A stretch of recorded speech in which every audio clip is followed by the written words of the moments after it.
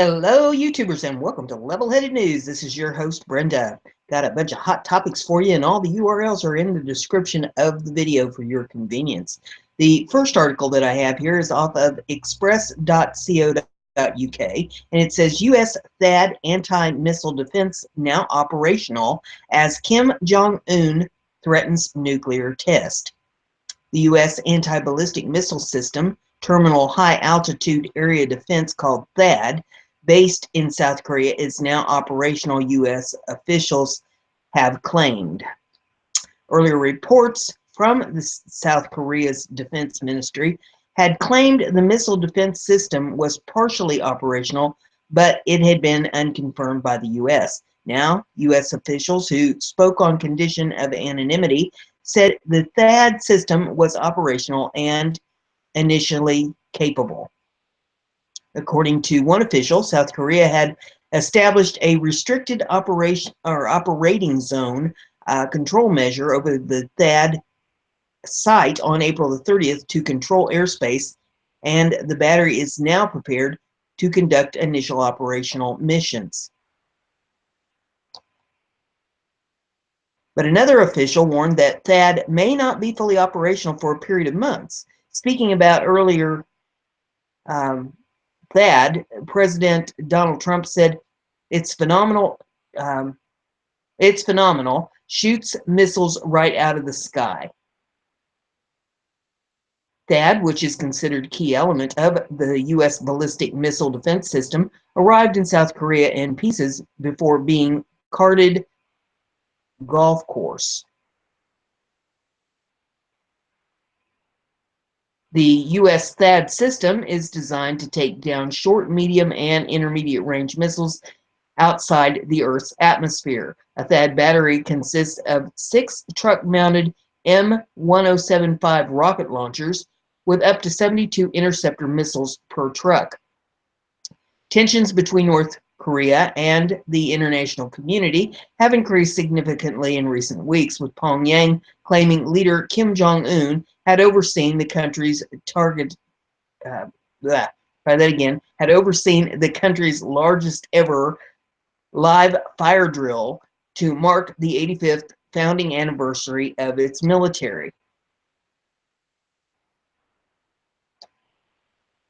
North Korea has also vowed to develop its nuclear weapons to maximum as the rogue state fears it is closer to the brink of war than ever before. Earlier, the Communist Kingdom threatened to break the world with 5 million nuclear bombs carried by its youth league, and North Korean media recently published propaganda videos of its missiles destroying an unidentified U.S. city and the U.S. Carl Vinson.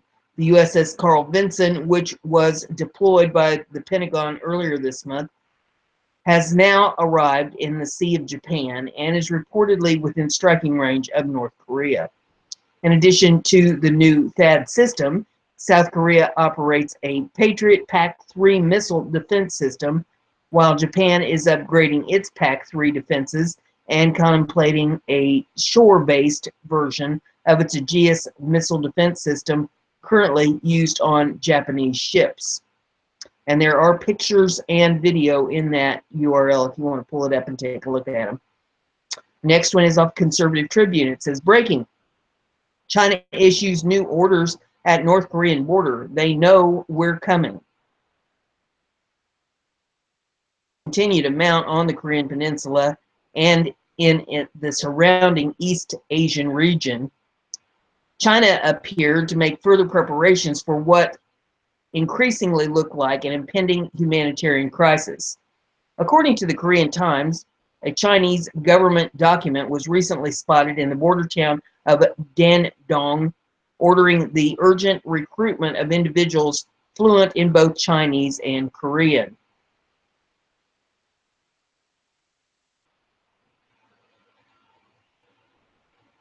And I'm waiting for the hamster to scroll it up here.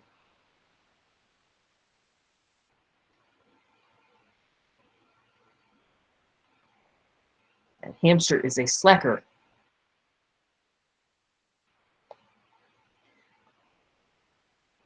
Though the document didn't specify the number of Chinese Korean interpreters to be recruited, it did mention 10 separate departments for which the interpreters could conceivably work, including departments dealing with border security, public safety, customs, trade, and medical quarantine. Asia reported on the document as well, and while it noted that a Chinese foreign affairs spokesperson dismissed the urgent request for interpreters as normal working requirements, they couldn't help but point out that the order came at a time drastically increased tension and fear that military action against North Korea could result in a flood of refugees surging across the border of China.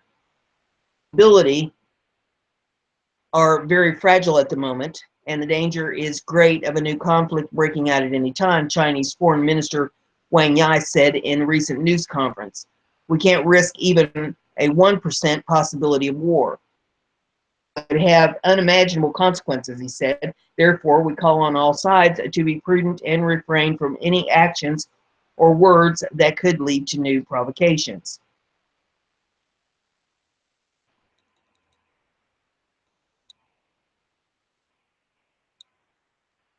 Journalist for the Toronto Globe and Mail, who has been at the Chinese-North Korean border for a time, also noted the document in an in-depth report on the tension that is settled over the entire region.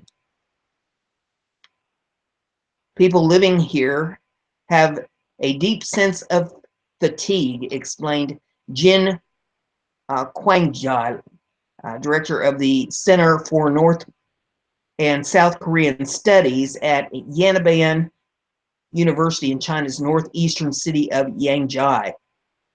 The people are growing tired of it all, the professor explained. The current state of things is more tense than it has ever been in the past. The reporter also noted other cities and towns placing themselves on high alert status and an abundance of military vehicles and troops staged throughout the area. He further noted that a failed nuclear test or similar catastrophe could likely send a cloud of radioactive contamination across the border into China, and that any sort of military strike or subsequent political unrest could prompt waves of refugees in the hundreds of thousands to try and flee the communist prison regime. While the urgent request for Chinese Korean could very well be nothing more than normal procedure, as Chinese officials claimed, odds are great that they are actually in preparation for military strike that may be forthcoming in the near future, particularly if rogue dictator Kim Jong-un insists on testing a nuclear device in spite of United Nations resolutions prohibiting him from doing so, and a near unanimous international alliance warning him explicitly not to.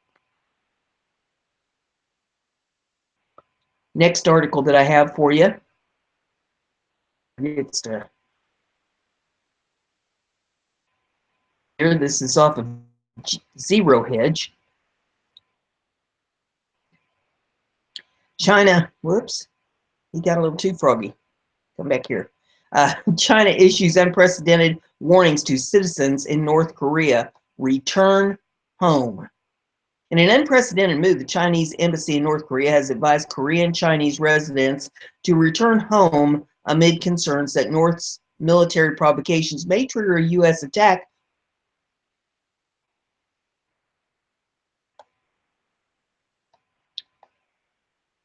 The Korean Times reports that the embassy began sending the message on April the 20th, 5 days before the North celebrated the 85th anniversary of Korean People's Army with a show of military power, according to Radio Free Asia.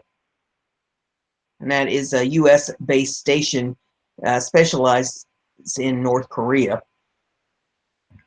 The station cited that a Korean Chinese living in the North's capital who said he left for China late last month after the embassy contacted him. He said he has been visiting China every 2 to 3 months, but after being told he should stay in China for a while, left North Korea a month early. The embassy has never given such a warning. I was worried and left the country in a hurry, said the man whose name was withheld.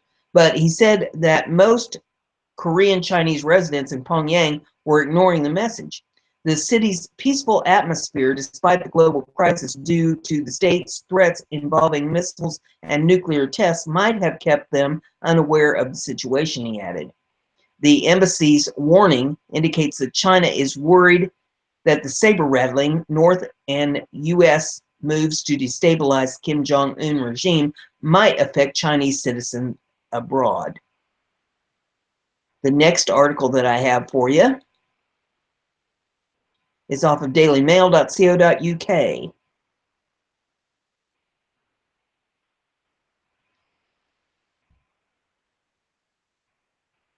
And I'm waiting for Hamster.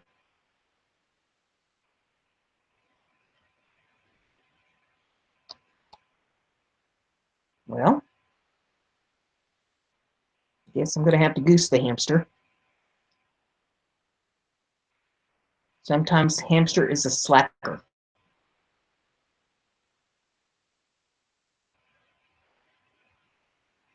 He wants me to replace him with the Easter Bunny, I think.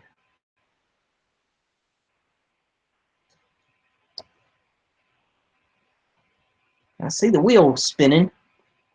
It's like the lights being nobody home.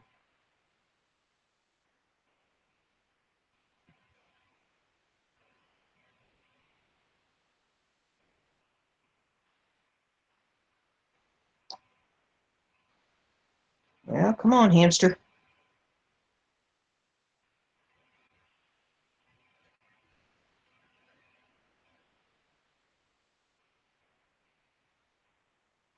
Iran conducts failed missile test from same submarine used by North Korea just days after near incident with U.S. warship in the Strait of Hormuz. U.S. officials tell Fox News that Iran conducted missile tests on Tuesday.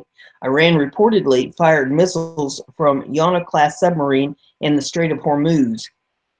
Reportedly failed, according to U.S. officials. On April the 24th, USS was forced to change course by an Iranian attack boat.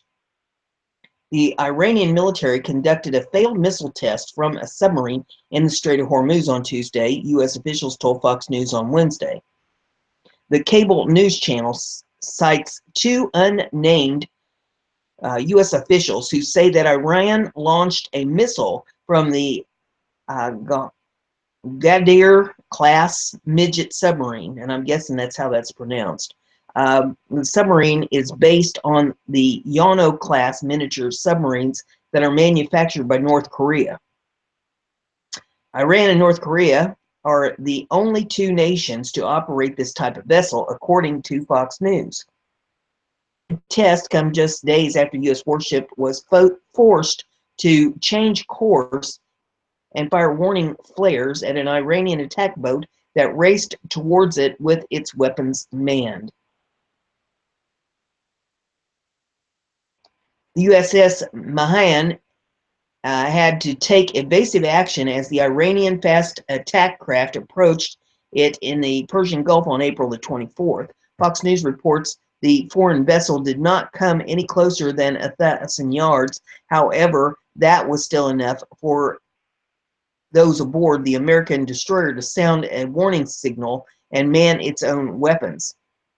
A Navy official confirmed the incident to the network and described it as an act of provocation. Coming inbound at a high rate of speed like that and manning weapons despite clear warnings from the ship is obviously provocation behavior, the anonymous official said. And there's mess of pictures in this one if you want to pull it up and take a look at that.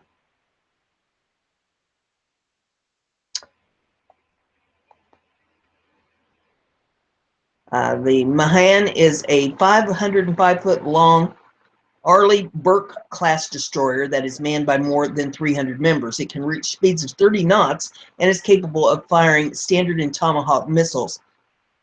Aboard the vessel, fired warning shots at 4 Iranian vessels near the Strait of Hormuz from its 50 caliber machine gun. These shots were fired off when the Iranian boats refused to slow down after being requested to by the American crew. A U.S. Navy helicopter also dropped a smoke float before warning shots were fired. Pentagon officials said at the time the Iranian vessels came within 900 yards of the Mahan, which was escorting two other military ships. The two incidents came after the then candidate Donald Trump threatened any Iranian vessel that harassed the U.S. Navy in the Gulf would be shot out of the water. In August, another U.S. Navy ship fired warning shots toward an Iranian fast attack craft that approached two U.S. ships. The Straits of Hormuz is a crucial pinch point at the eastern end of the Persian Gulf, where ships carrying millions of tons of oil from Iran, Iraq, Kuwait, Saudi Arabia, Qatar, Bahrain, and the United Arab Emirates pass through every day.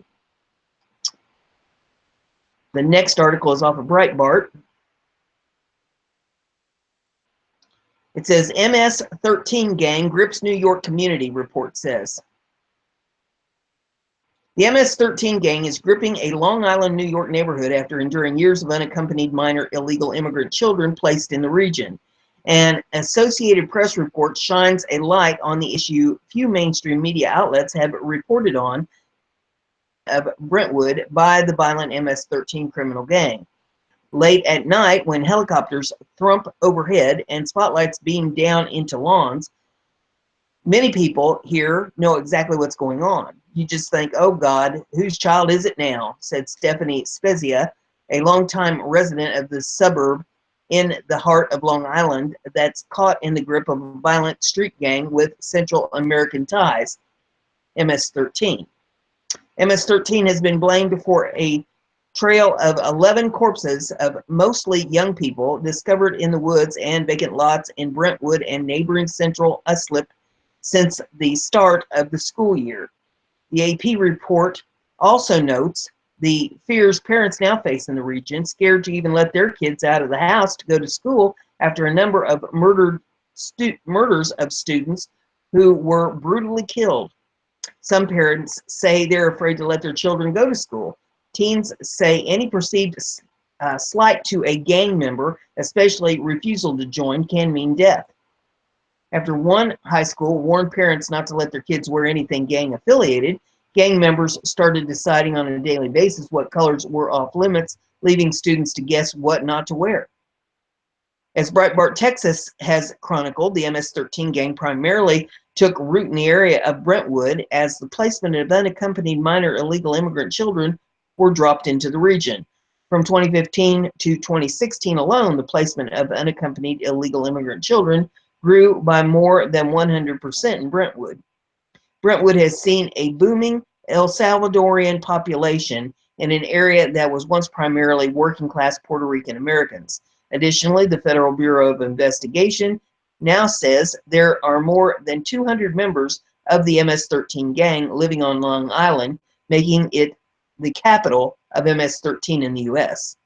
Since the death of Niza Mickens and Kayla Kuvis, two teenage girls who were targeted and brutally beaten to death with baseball bats by MS-13 members, Mickens' father, according to the AP, has decided to run for the local school board as he hopes for a change in the region. People, they missed the opportunity to know a really great person, Rob Mickens said of his daughter, Nisa. They would have loved to know her.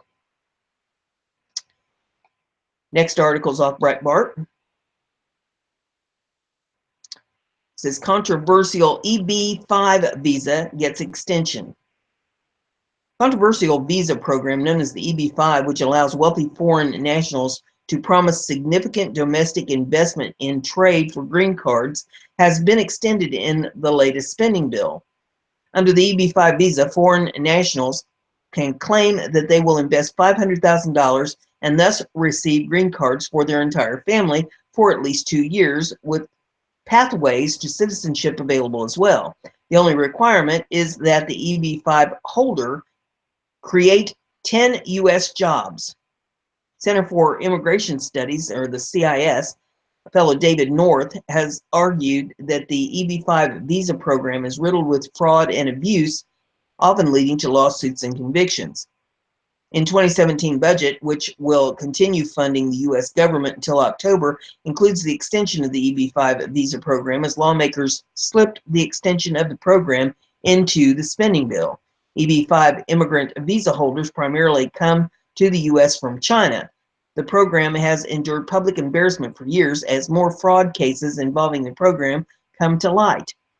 In a recent EB-5 fraud case, a Chinese couple was accused of getting $27 million in investments from some 50 Chinese investors, but did not end up using the investment as the EB-5 program mandates. Instead, Law 360 reports the Chinese couple allegedly transferred nearly $13 million to 3 Chinese marketing firms. One of the firms is run by the couple. Another $7 million from what was supposed to be the EB-5 program investment was allegedly transferred to the wife's personal bank account. The EB-5 program is most famously opposed by Senator Dianne Feinstein, Democrat of California, where she says it allows wealthy foreign nationals to buy their way through the legal immigration process and eventually to gaining U.S. citizenship. The next article is off of BizPac Review.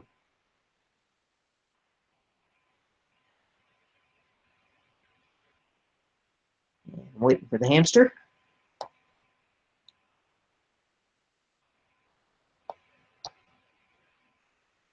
West Palm Beach gives Trump the finger, becomes a sanctuary city. The fight is on. Donald Trump's famous Palm Beach home and country club, Mar-a-Lago, sits on an island across the water from the ultra-liberal city of West Palm Beach. The city is known for its tyrannic liberal rule over residents and businesses and its heavy push for all things progressive. It was also named the third queerest city in the country in 2015 and touts the LGBT agenda as proudly as its sanctuary city push. Nearly 500,000 illegal immigrants live in South Florida. Over a month ago, city officials gave the middle finger to President Trump and his winter White House by voting to brand itself the welcoming city. The name was used as a feel-good alternative to the unpopular term sanctuary city that has negative connotations. Sadly, it didn't take long for that brilliant idea to backfire when it cost a local resident his life after he was mowed down in a hit and run by an illegal alien. But protecting legal American citizens is not the priority for these justice warriors. According to the Palm Beach Post, city employees are prohibited from asking anyone for information about or otherwise helping investigate citizenship or immigration status. Disclosing information regarding someone's citizenship or immigration status. Conditioning receipt of city benefits, opportunities, or services on one's citizenship or immigration status. Requiring federal identification documents issued by a person's nation of origin instead of just accepting a Florida driver's license or Florida ID card. And it requires that arrests and detentions be conducted in accordance with the city's standard procedures. We want to make sure people know that they're safe in West Palm Beach, and this is a place where we want them to be, the city's mayor, Jerry Mozio, said. The vote caused a large number of fiery responses from residents who attended the council meeting where the measure was passed. A resident named Jenna Justice absolutely lowered the boom on the council after first making it clear that her name is Justice. And there is video of that if you want to see it. If we're going to be a welcoming city, how about let's be a preservation and protecting city? A city that protects its citizens, citizens first, taxpayers first, she said.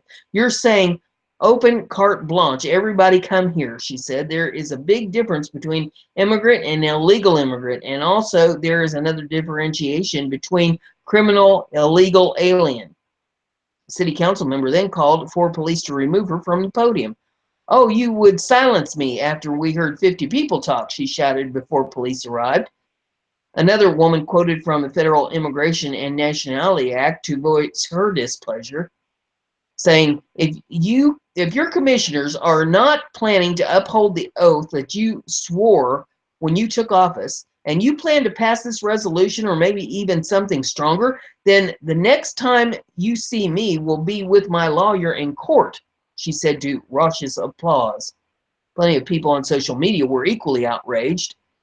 One says West Palm Beach was declared a sanctuary city, aka welcoming city, last week. We need to ban all sanctuary cities and protect the USA. Another one here says, build that wall can't come soon enough. West Palm Beach now sanctuary city. Another one, West Palm Beach joined group as sanctuary city, aiding, abetting. Are these mayors also shielding U.S. citizens when they commit crimes? The Trump train, do it quickly and prosecute all mayors for breaking federal law. West Palm Beach, Florida just became sanctuary city today. But the state of Florida has begun the process of fighting back as the House passed a bill to punish sanctuary and, yes, even WPB welcoming cities who won't operate with federal immigration authorities. The House opposed the bill and did their usual shtick of calling it anti-immigration, conveniently leaving out the illegal part. The idea that this is anti-immigrant effort is not in my heart or in my mind, Representative Larry Metz, who is the primary sponsor of the bill, said. I'm very much in favor of legal immigration, but there's a distinction between legal and illegal, and I believe in the rule of law and the punishment of city officials who violate the law. The bill doesn't only cut funding from the city like other anti-sanctuary bills do, but also hits the officials that harbor these criminals right in the pocket. If passed by the Senate and signed by the governor, it would impose fines of up to $5,000 a day against local officials for each day the sanctuary policy is in effect, according to U.S. News and World Report. Moreover, it can lead to the removal from office of any county official, such as the sheriff. Steep price to pay if the law passes. We'll see just how dedicated these officials are to the cause of harboring criminals. The next article is off of Liberty Writers. And it says, Neil Gorsuch just set the Supreme Court on fire today. No wonder Trump picked him. Neil Gorsuch hasn't even been a Supreme Court justice for a full month now and is already setting fires everywhere. Today, the young justice reignited the fire of liberty and broke 40 years of precedent when he refused to join the SCOTUS cert pool. So how big is this cert pool? Well, according to the Daily Caller, the cert pool was established in 1973 during the early days of the Burger Court in order to efficiently review the nearly 8,000 petitions received each term. In practice, the petitions are apportioned among the court's law clerks, who then circulate a memo to the justices recommending or denial. The obvious problem here is that it gives the power in these 8,000 cases to the law clerks instead of the justices. It also, in theory, allows third parties to fairly influence a case through the clerks. That is not how the Supreme Court was designed to operate. So, to sum it up for you, Neil Gorsuch just managed to set his foot down in the Supreme Court and say it is not okay to pass off judgments to the discretion of legal clerks. This right here is the kind of story everyone should be sharing out. It shows how important our Constitution is and proves Trump does make great decisions. The next article is off of BizPac Review.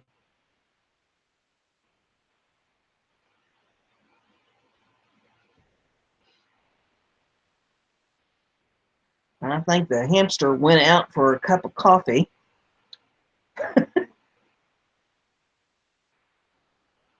Hey, slacker hamster, get back on the wheel here. Let's go. There we go. He's getting with it now. Donald Trump goes after James Comey ahead of his FBI director's Senate testimony. President Donald Trump believes that FBI Director James Comey's been a good thing for Hillary Clinton, despite her complaints that he cost her the election. On Monday, the day before Comey is set to testify in front of the Senate Judiciary Committee, The president said the FBI director was the best thing that ever happened to Hillary Clinton because he gave her a free pass for so many bad deeds. The president's tweets were likely a response to an interview Clinton gave hours earlier, in which she again blamed Comey's reopening of the investigation into her private email server for costing her the election. If the election had been on October the 27th, I'd be your president, Clinton told CNN's Christiane Amanpour. I was on the way to winning until a combination of Jim Comey's letter on October the 28th and Russian WikiLeaks raised doubts in the minds of people who were inclined to vote for me but just got scared off, she continued. Kellyanne Conway got in even harsher digs at Clinton after she blamed everyone she could for losing the election. The counselor to the president lambasted Clinton's lack of self-awareness in a series of snarky tweets, but it was how she signed off that was priceless. And they didn't put that one in here. I wish they had. It was in another article, and I don't know if I probably have it up here, but she signed it off as from the woman in the White House. It was funny. The next one here is off BizPac Review. It says, James Comey squashes Senator Dianne Feinstein's argument, I had the choice to speak or conceal. He saw two doors. One labeled speak was bad. The other labeled conceal was catastrophic. If Feinstein thought she was going to get Comey to grovel on his pre-election Clinton announcement, she was sadly mistaken. It's been almost 6 months since the 2016 presidential election, and Democrats are still obsessed on the notion that exterior forces caused the defeat of their candidate. Chief among those was FBI Director James Comey's announcement that his agency was reopening its investigation into former Secretary of State Hillary Clinton's emails, which were routed through a private server she kept in the basement of her home. Comey appeared before the Senate Judiciary Committee Wednesday on a string of matters, but Senator Dianne Feinstein zeroed in on only one: his October 27th announcement, less than 2 weeks before the election. The California Democrat observed that this occurred 2 months after Comey said the FBI had concluded its investigation, and she added that should have been the end of the story, but it wasn't. Feinstein continued on her nearly 4-minute monologue before she finally got to her question. Feinstein finally asked the director, why was it necessary to announce 11 days before a presidential election that you were opening a new investigation on a new computer without any knowledge of what was on that computer? Comey laid his reasoning out step by step so that even a U.S. senator could understand it. And here's what he said. Having repeatedly told this Congress, we are done and there is nothing there, there is no case there, to restart in a hugely significant way, potentially finding her emails that would reflect on her, Clinton, intent from the beginning, and not to speak about it would require an act of concealment, in my view, Comey said. I started at speak and conceal. Speak would really be bad. There's an election in 11 days. Lordy, that would be really bad. Concealing, in my view, would have been catastrophic. Not just to the FBI, but well beyond. And honestly, as between really bad and catastrophic, I said to my team, we have to walk in the world of really bad. We have to tell Congress that we are restarting this, not in some frivolous way, in a hugely significant way. But it's pretty obvious that Feinstein would have chosen the other door, the catastrophic one. And if he had the chance to do it all over again, the director said he would have still chosen to speak up. It's called transparency. And there is videos in that of Feinstein if you want to watch it. The next one's off Liberty Riders, and it says, it's happening. Loretta Lynch just got thrown under the bus after what Comey said a second ago. In a hearing before the Senate Judiciary Committee, James Comey got grilled by Senate Judiciary Chairman Chuck Grassley, Republican of Iowa. He probed Director Comey about an article in the New York Times that said that Loretta Lynch gave political cover to Hillary Clinton. And there is video of that in this if you want to pull it up and take a look at that. And the article goes on and it says, Grassley starts by saying, the New York Times recently reported that the FBI had found a troubling email among the ones the Russians hacked from Democrat operatives. The email reportedly provided assurance that Attorney General Lynch would protect Secretary Clinton by making sure the FBI investigation, quote unquote, didn't go too far. How and when did you first learn of this document? Also, who sent it and who received it? And Comey strikes back, saying, that's not a question I can answer in this forum, Mr. Chairman, because it would call for a classified response. I have briefed leadership of the intelligence committees on that particular issue, but I can't talk about it here. And Grassley said, you can expect me to follow up on that point. What steps did the FBI take to determine whether Attorney General Lynch had actually given assurances that the political fix was in, no matter what? Did the FBI interview the person who wrote the email? If not, why not? And Comey said, I have to give you the same answer. I can't talk about that in an unclassified setting. Comey then finished Comey then finished in telling fashion, saying, I'm not confirming there was an email, sir. I can't. The subject is classified. And in an appropriate forum, I'd be happy to brief you on it, but I can't do it in an open hearing. The next article that we have here is off of Liberty Headlines. It says, more classified emails discovered on Hillary's unsecure system. A document dump of nearly 1,000 pages revealing still more classified information in emails sent by then Secretary of State Hillary Clinton through an unsecured email system is prompting a call for new criminal investigation. The call is coming from Judicial Watch President Tom Fitton, whose organization posted online another 894 pages of new State Department documents. The dump includes previously unreleased email exchanges in which Clinton was sent additional classified information through her unsecured ClintonMail.com email account by top aide. These new emails show Hillary Clinton is a serial violator of various laws concerning handling of classified material, said Fitton. The initial investigation into this criminal matter was comprised by Barack Obama corrupted FBI and Justice Department. This new information should spur new federal criminal investigation. The Washington Watchdog said the records were produced by State Department from the non-state.gov email accounts of Abdin. Judicial Watch obtained the records through a court order in 2015 in a lawsuit against the federal agency after it failed to respond to a routine Freedom of Information Act request seeking emails of official State Department business received by or sent by Abdin on non-governmental emails system. The new documents included 29 email exchanges not previously turned over to the State Department, bringing the known total to date to at least 317 emails that were not part of the 55,000 pages of emails that Clinton turned over to State Department. These records further appear to contradict statements by Clinton that, as far as she knew, all of her government emails were turned over to the State Department, Judicial Watch said.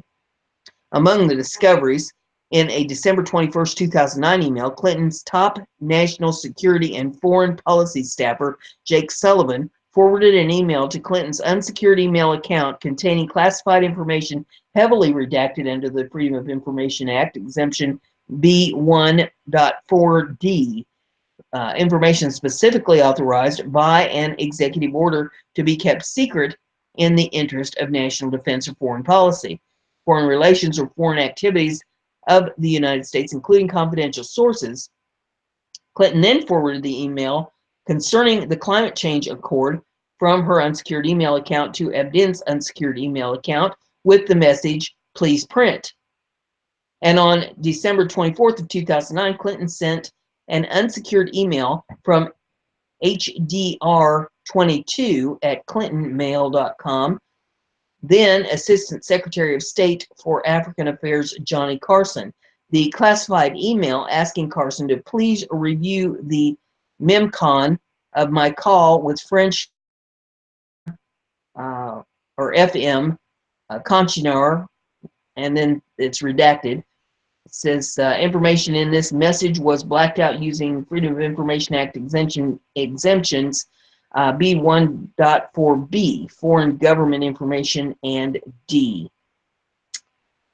Judicial Watch said the new Abdin emails also revealed 4 times when Hillary Clinton's daily schedule was sent to Clinton Foundation officials. And the report said on January 17th of 2010, 5 days after the massive Haitian earthquake, former Bill Clinton aide Justin Cooper emails Hillary Clinton's then Deputy Chiefs of Staff, Jake Sullivan and Huma Abedin, to ask if they can do a conference call to discuss Haiti. Clinton's foundation officials, Laura Graham and Doug Brand, are also provided the call information for the conference call. Author Peter Schweitzer would later describe in his book Clinton Cash how the Obama administration during Clinton's tenure as Secretary of State allowed hundreds of millions of dollars in U.S. taxpayer-funded reconstruction contracts for Haiti to flow through the Clinton Foundation. WND reported in March that President Trump joked during the campaign that the Russians should try to find Clinton's missing emails. He also said perhaps he would authorize an investigation that might put her in jail. He essentially backed off that plan, but the case is far from over. Judicial Watch already is suing for the federal government to carry out the routine assessment of the damage done by having classified material on an unsecured server. The case against the Office of National Intelligence and the Department of State is intended to force the government to produce a report that details whether the Clinton scandalous private email practices damaged national security. The lawsuit cites Intelligence Community Directive 732, a 2014 rule that requires a damage assessment to be conducted if there is an actual or suspected unauthorized disclosure or compromise of classified national intelligence that may cause damage to U.S. national security. Despite Directive 732, Judicial Watch notes that the Office of National Intelligence announced in September of 2016 that no intelligence damage assessment into Clinton's practices would happen.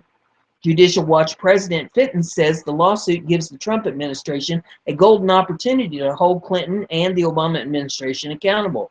The Obama administration conspired with Hillary Clinton regarding her emails, so it is no surprise that Obama officials wouldn't want to hold her to account for her mishandling of classified materials, Fitton said. This lawsuit is an opportunity for the Trump administration to get back to basics on the Clinton email scandal and find out what damage was done to our national security as a result of her illicit email practices. WND reported earlier this year, Justice Department Inspector General started an investigation into the FBI's handling of the case involving Clinton's wayward email strategy. It's rare for the Inspector General to publicly disclose investigations, but the Justice Department Inspector General Michael Horowitz did just that when he announced the probe in a statement. Horowitz said the Justice Department will look into allegations that Department and FBI employees improperly disclosed non-public information and whether some officials should have removed themselves from the probe. And the final article that I have for you is off of BizPac Review. And it says, Comey says somehow Hillary Clinton's classified emails were forwarded to Anthony Weiner's computer. FBI Director James Comey is currently testifying before the Senate Judiciary Committee just 1 day after Hillary Clinton blamed him again for ruining her chances of winning the 2016 presidential election. When Comey decided to reopen the investigation into Clinton just 10 days before the election, many refused to believe that classified emails were sent from Clinton's private email server to Anthony Weiner's laptop. Did Comey find classified emails on Anthony Weiner's computer that were sent from Hillary Clinton? Yes. Comey testified on Wednesday that the FBI found classified emails that were forwarded from Clinton's email address by Huma Abedin, Clinton's longtime aide and most trusted confidant, to Weiner's laptop. And there's some tweets here. Adam Housley says, Comey says the FBI found classified emails forwarded from Hillary Clinton's email by Huma Abedin to Anthony Weiner. And Eli Lake put out a tweet, says, Comey just now says somehow Hillary's emails were being forwarded to Anthony Weiner. And Byron York tweets, did I hear Comey right that Huma Abedin forwarded Clinton's emails to Anthony Weiner's laptop? It is also important to highlight that there are still 3 months worth of emails that are currently missing. Those emails were sent and received by Clinton on her Verizon BlackBerry, and federal authorities believe that they may have been sent to Weiner's computer as well.